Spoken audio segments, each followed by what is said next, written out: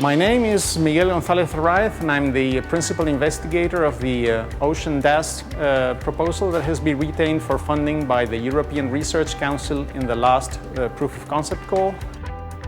The main motivation behind this project is the fact that 70% of Earth is covered by oceans. However, only 1% of the seismic instrumentation is actually located offshore. So this means a couple of big problems. First big problem is that we have a really poor knowledge of seismic processes in the sea bottom.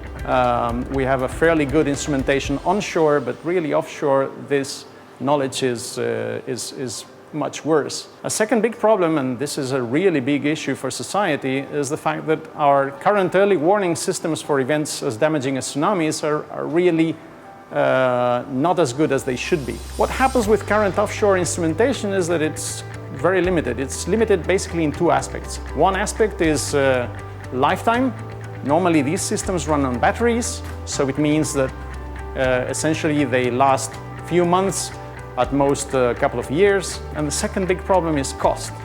Normally, when you install one of these systems, you have to charter a boat, arrive to the location where you want to leave the sensor and deploy it there and chart another boat to recover it eventually when the sensor is finished. So what we're going to do is we're going to avoid completely these two problems. We're going to change completely the approach. There will be no boats and no batteries in our approach.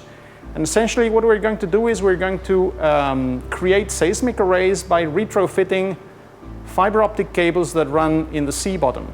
These are the same cables that serve as internet at home or that provide telephone connections. So essentially we'll locate a single optoelectronic unit in one end of this cable, and this optoelectronic unit will transform this cable into a full seismic sensing array with thousands of measuring locations along the cable. We will typically cover with one of these units a distance ranging from 50 to 100 kilometers and typically a few thousand measuring units along this single cable.